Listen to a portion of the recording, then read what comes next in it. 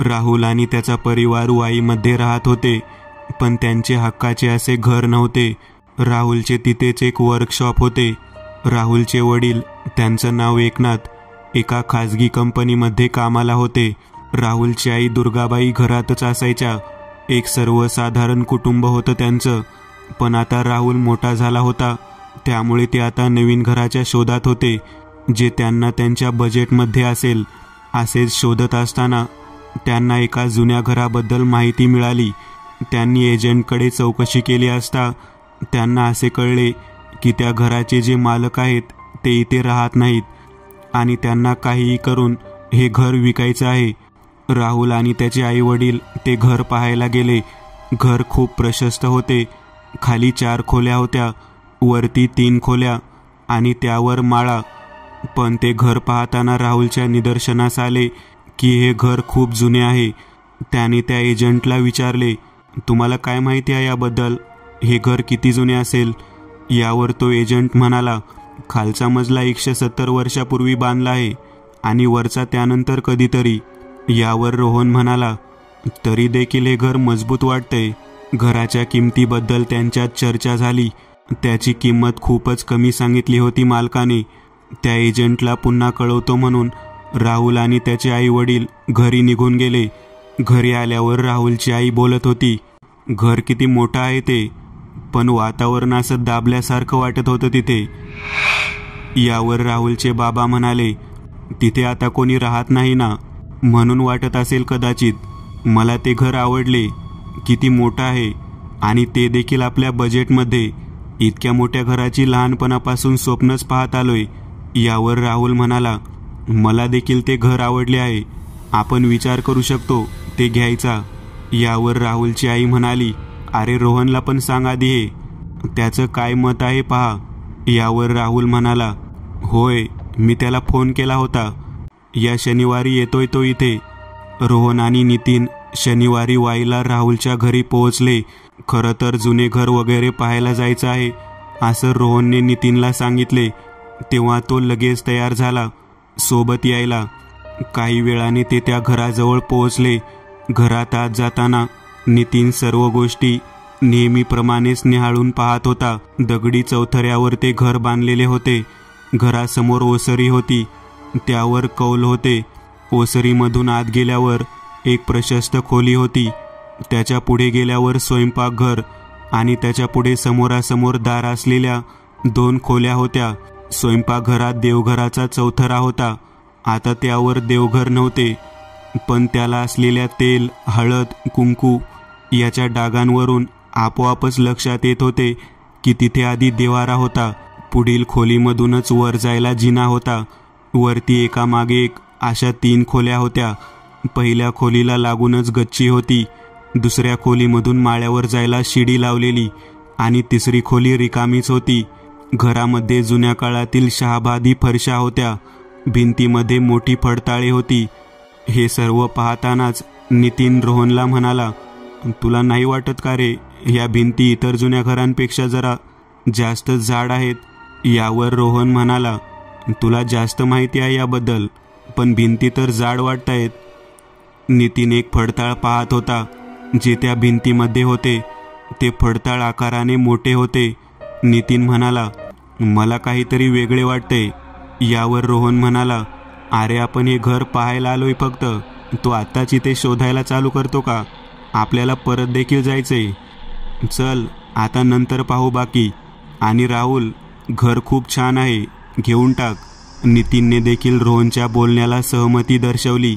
राहुलने आठवड्याभरातच सर्व गोष्टी पाहिल्या आणि पुढील 15 दिवसात ते घर खरेदी केले. घराची वास्तुशांत थाटामाटात करण्यात आली. रोहन आणि मानसी देखील त्यावेळी आले होते. वास्तुशांत झाल्यावर राहुल आणि त्याचे आई बाबा नवीन घरी राहायला आले. सर्व सामान घरात लावले जात होते. सर्व गोष्टी व्हायला 1 आठवडा लागला. पण स्वयंपाकघरात असलेला तो चौथरा राहुलच्या आईला नको होता. उगाच मध्ये अडचण कशाला, म्हणून त्यांनी तो काढून टाकायचं ठरवलं. दुसऱ्या दिवशी 2 बिगारी लोकांना राहुलने बोलावून घेतले आणि तो चौथरा काढायला सांगितले. ते लोक तो चौथरा फोडत होते. त्यांना खोदताना एक छोटी पेटी मिळाली. त्यात जुन्या कागदावर काहीतरी लिहिलेलं होतं. त्यामुळे ती पेटी त्यांनी बाजूला ठेवून दिली. बिगारी लोक ते एकदा कुदळ चालायला लागली की थांबत नाहीत. असंच कुदळ मारताना खन असा आवाज झाला. कुदळीखाली काहीतरी आले होते. त्या माणसाने पाहिले तर एक पितळेचे कमंडलू होते. त्याचे झाकण लाल फडक्याने बांधलेले होते.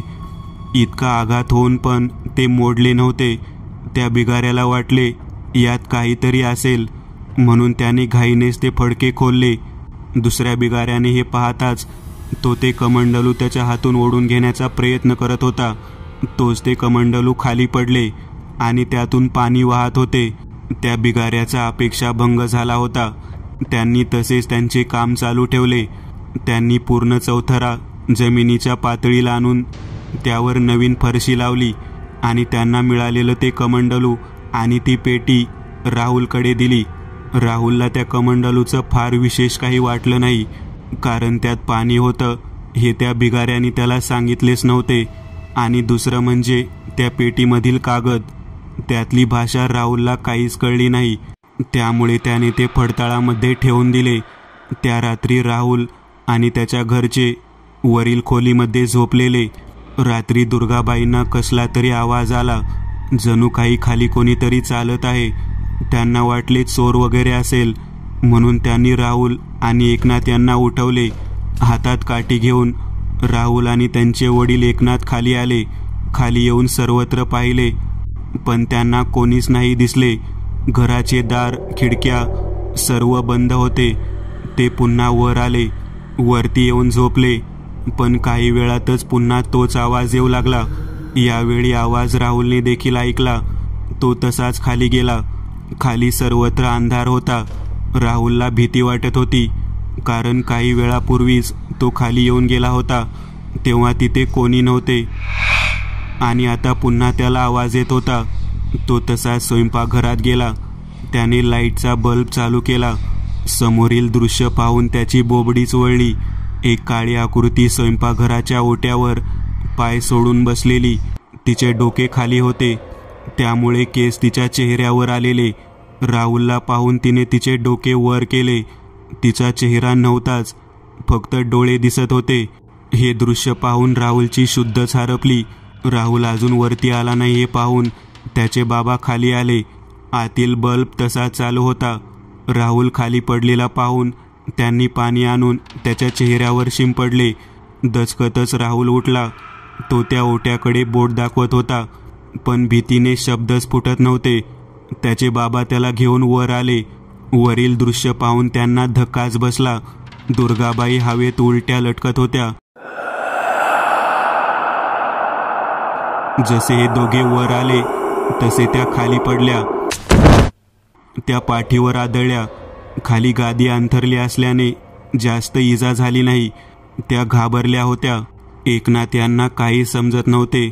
राहुल अजून भेदरलेलाच होता, काहीच बोलू शकत नव्हता. इतक्यात एका पुरुषाच्या हसण्याचा आवाज त्यांना ऐकू आला. अचानक शेजारील दरवाजामधून एक पुरुष हवेतच उडत तिथून निघून गेला. हे दृश्य एकनाथ यांनी पाहिले. त्यांची हालत राहुलसारखी झालेली. राहुल जरा बोलू शकत होता.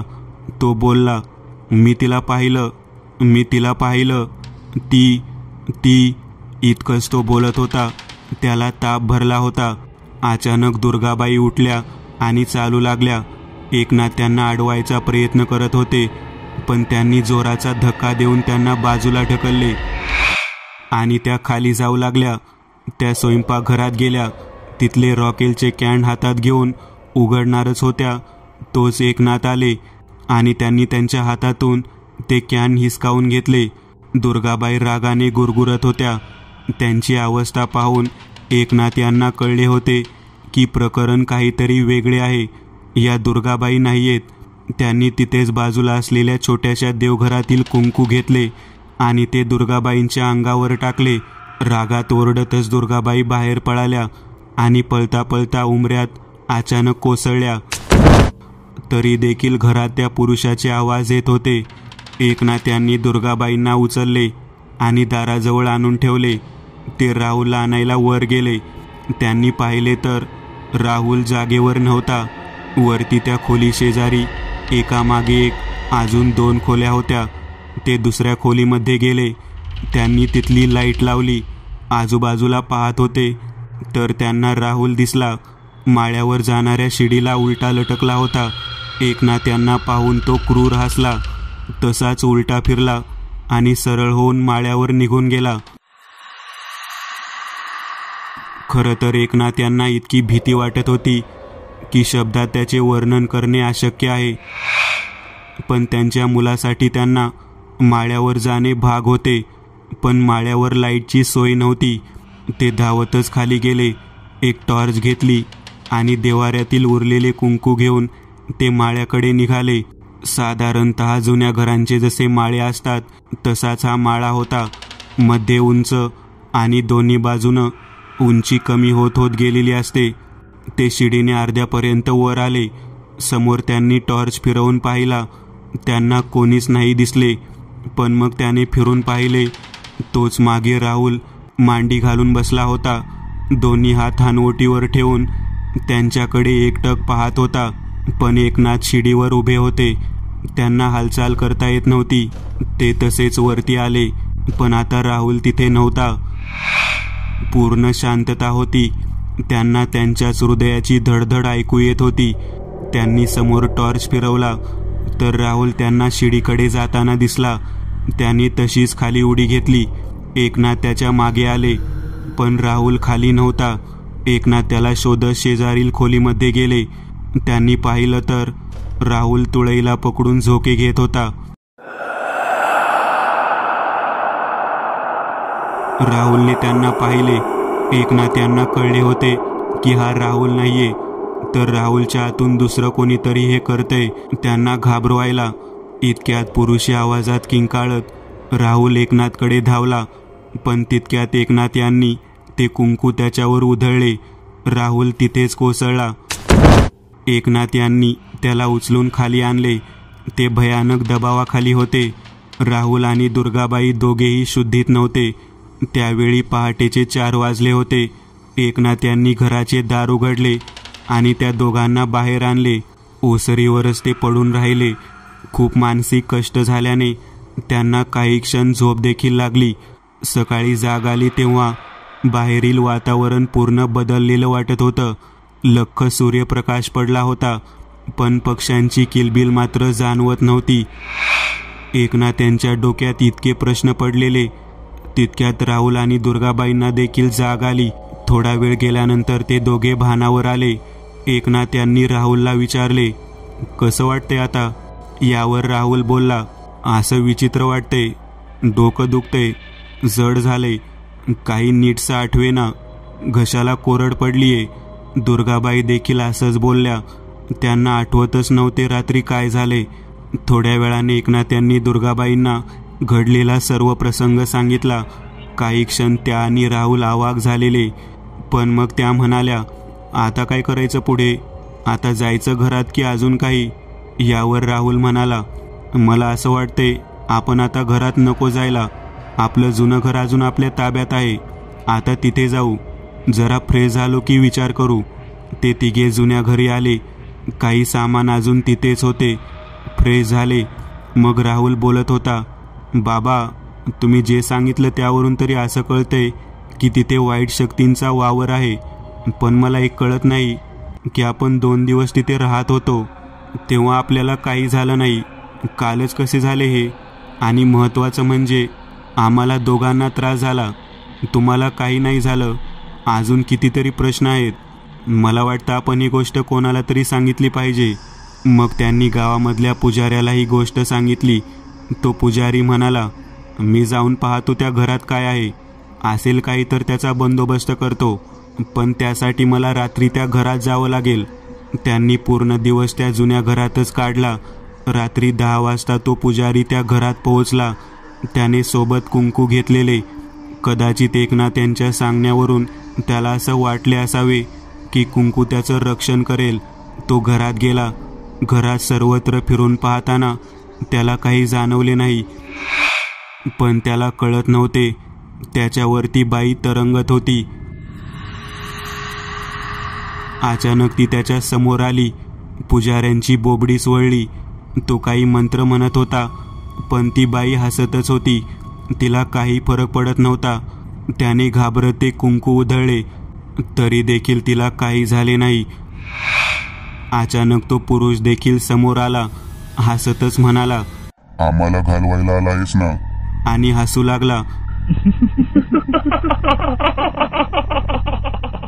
पुजाऱ्याला कळले की काहीतरी वेगळं आहे, भयानक आहे. त्याने तसाच पळ काढला. दुसऱ्या दिवशी हे सर्वजण त्या पुजाऱ्याच्या घरी गेले. तो पुजारी तापाने फणफणत होता. राहुल त्याच्या जवळ गेला आणि म्हणाला, काय झालं काका? तुम्ही असे अचानक असे आजारी कसे पडलात? त्याने घडलेले सर्व सांगितले आणि पुढे म्हणाले, तिथे इतका भयानक अनुभव आला मला. माझ्या पूर्ण आयुष्यात असा अनुभव नव्हता आला. मी तुमची याबाबतीत काही मदत नाही करू शकत, पण इतकं सांगतो, जे काही आहे ते खूप जुने आहे. त्याची पाळेमुळे तिथे रुजलेली आहेत. राहुल आणि त्याचे आई बाबा तिथून बाहेर पडले. त्यांना कळतच नव्हते आता काय करावं. अचानक त्याला आठवलं की रोहनला फोन करून पाहूयात, तो काही मदत करू शकतोय का. त्याने राहुलला फोन केला आणि घडलेला प्रसंग थोडक्यात सांगितला. रोहन म्हणाला, मी आणि नितीन तिथे येतो, मग आपण नीट बोलू. दुसऱ्याच दिवशी रोहन आणि नितीन तिथे आले. गावातल्या एका पाराजवळ ते तिघे बोलत बसलेले. राहुलने सर्व गोष्टी सविस्तर त्या दोघांना सांगितल्या. हे ऐकून नितीन त्याला म्हणाला, मला एक सांग, त्या दिवशी घरात काही वेगळं झालेलं का? राहुलने विचार केला आणि म्हणाला, अरे हो, त्या दिवशी आम्ही तो स्वयंपाकघरामधला चौथरा फोडला, म्हणजे 2 मजुरांना कामाला लावलेले, आणि त्यांना तिथे कमंडलू आणि एक छोटी पेटी मिळाली. त्यांनी ते मला दिले होते. मी ते त्याच घरात एका पडताळामध्ये ठेवले. इतकंच काही वेगळे झाले होते. यावर रोहन म्हणाला, अरे म्हणजे तुमच्यासोबत जे काही झाले त्याचा संबंध त्या कमंडलू किंवा पेटीसोबतच असणार. चल आपण ते पाहू. यावर राहुल म्हणाला, मी नाही येऊ शकत, तिथं भीती वाटते आता. यावर नितीन म्हणाला, अरे तू चल तर सोबत, आत नको येऊ, आत आम्ही जातो. ते तिघे त्या घरासमोर आले. त्या मागील सर्व घटनांमध्ये वाईट शक्तींचा असा अनुभव आल्याने नितीनने ते एकमुखी रुद्राक्ष गळ्यात घातलेला. असं म्हणतात की एकमुखी रुद्राक्ष हा निगेटिव्ह एनर्जी दूर ठेवतो. घरात आत जाताना रोहनचा हात नकळत गळ्यातील गणपतीच्या पेडेंटकडे गेला. रोहन आणि नितीन आत आले. त्यांना देखील भीती वाटत होतीच, पण ते झटपट त्या पडताळाकडे गेले. त्यातील पेटी आणि कमंडलू घेतले आणि बाहेर आले. त्यांना काही त्रास झाला नाही.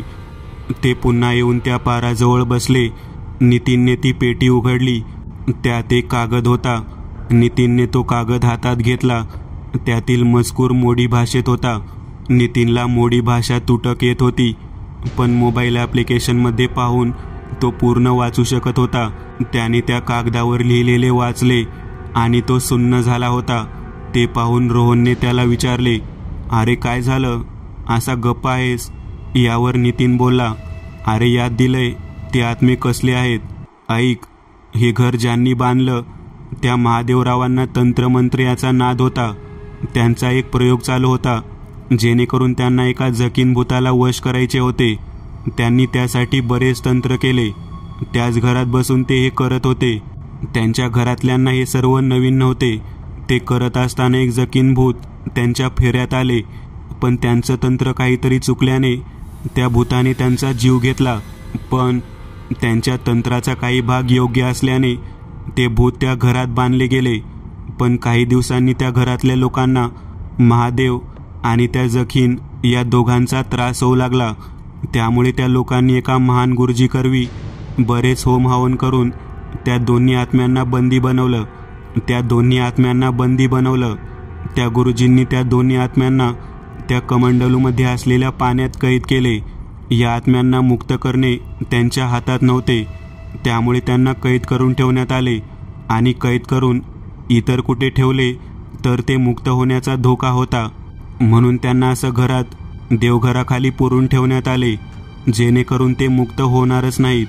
आणि कोणीही त्या कमंडलूला बांधलेले कापड उघडू नये. त्यातलं पाणी जमिनीवर सांडले तर हाहाकार माजेल. हे सगळं ऐकून रोहन म्हणाला, अरे बापरे, इतकी मोठी घटना आहे यामागे. अरे पण राहुल, त्या कमंडलूमध्ये पाणी तर नव्हतं. यावर राहुल म्हणाला, एक काम करू, त्या बिगाऱ्यांना मी बोलावतो इथे. त्यांना विचारून नीट काय झालं. काही वेळाने ते बिगारी आले. रोहनने त्यांना विचारले त्या दिवशी खोदताना काय झाले ते. रोहनने त्यांना विचारले त्या दिवशी खोदताना काय झाले ते नीट आणि खरं सांगा. त्या बिगाऱ्यांनी घडलेला किस्सा, ते पाणी कसं सांडलं हे सगळं सांगितले. यावर नितीन म्हणाला, आता आपल्याला कळले की ते आत्मे कोण आहेत आणि ते किती ताकदवर आहेत. त्यामुळे मला वाटते हे सगळं सावरू शकणारी एक व्यक्ती आपल्याला माहीत आहे, एकदंत. यावर रोहन म्हणाला, होय, मला पण तेच वाटलेले. एक काम करू, आपण जाऊन एकदंत यांना भेटूयात. ते सांगतीलच पुढे काय करायचं. रोहन आणि नितीन पुन्हा पुण्याकडे निघाले. येतानाच एकदंत यांच्या बंगल्यावर गेले. त्यांच्या नशिबाने एकदंत त्यावेळी घरीच होते. त्यांनी एकदंत यांचे चरण स्पर्श केले आणि शांतपणे बसून एकदंत यांना पूर्ण हकीकत सांगितली. यावर एकदंत म्हणाले, मला हे प्रकरण वेगळं वाटते.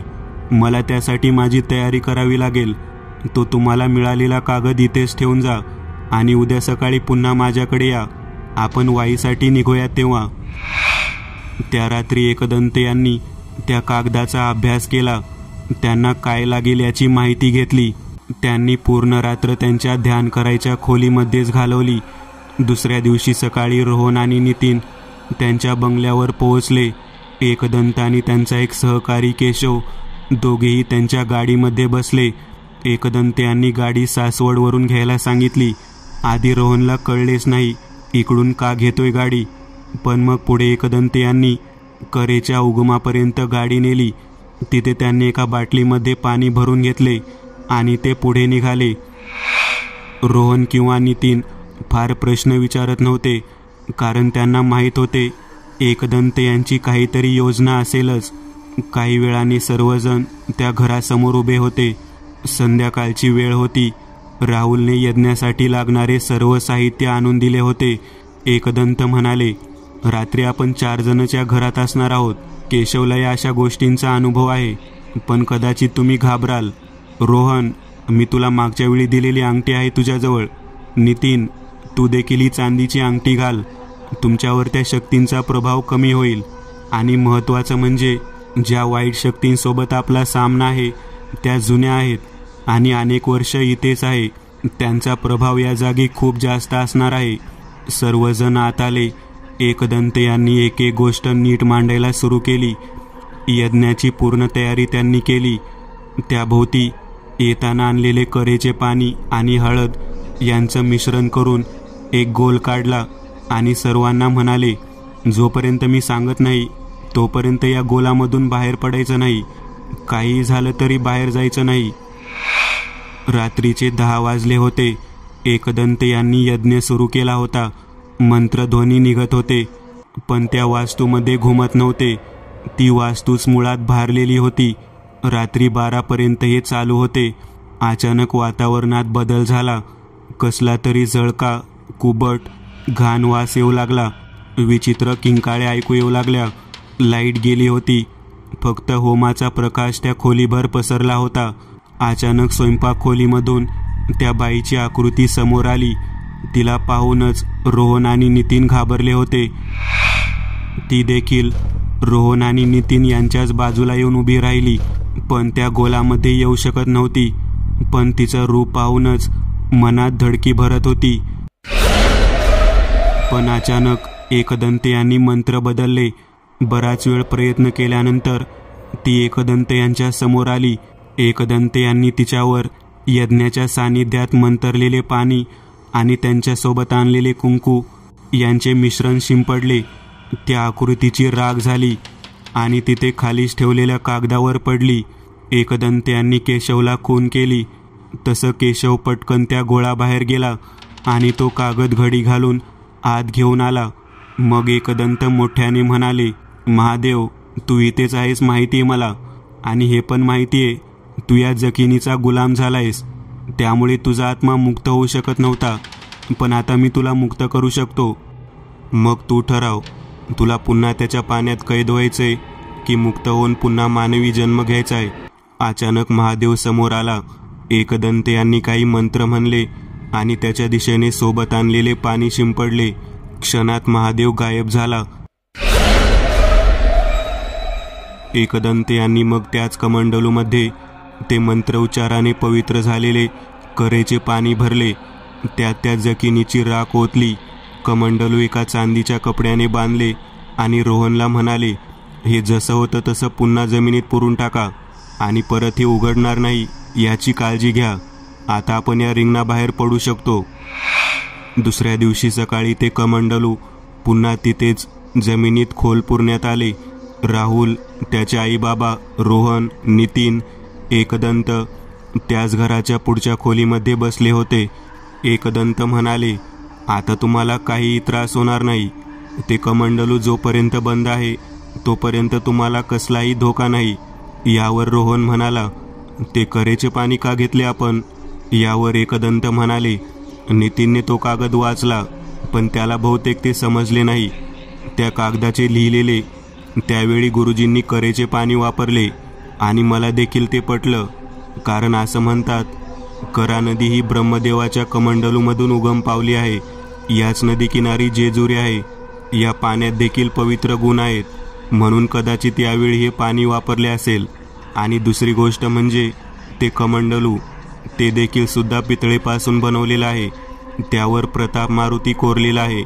एकनाथ म्हणाले, तो पुजारी म्हणाला त्या दिवशी त्याने आत्म्यावर कुंकू टाकले तर काहीच नाही झाले त्यांना, पण मी टाकले होते कुंकू तेव्हाच कसं त्या आत्म्यांना त्रास झाला. यावर एकदंत म्हणाले, ते कुंकू कुठून आणले दुर्गाबाई तुम्हीच सांगा. यावर दुर्गाबाई म्हणाल्या, ते कुंकू तुळजाभवानीच्या पायावरचं होतं. यावर एकदंत म्हणाले, कळलं का एकनाथ, त्या आत्म्यांना का त्रास झाला त्या कुंकवामुळे, आणि तुम्ही देखील त्यामुळेच वाचलात. तुम्ही ते कुंकू पहिल्यांदा हातात घेतलं तेव्हाच त्याचा अंश तुमच्या शरीराभोवती लागलेला, म्हणूनच त्या रात्री या दोघांना त्रास झाला, पण तुम्हाला नाही झाला. असोत, पण आता तुम्ही सुखाने या घरात राहा. आणि एक गोष्ट, त्या जखिनीचा आत्मा या घरासोबत बांधला गेलाय, म्हणून लक्षात ठेवा, ही वास्तू मंतरलेली आहे.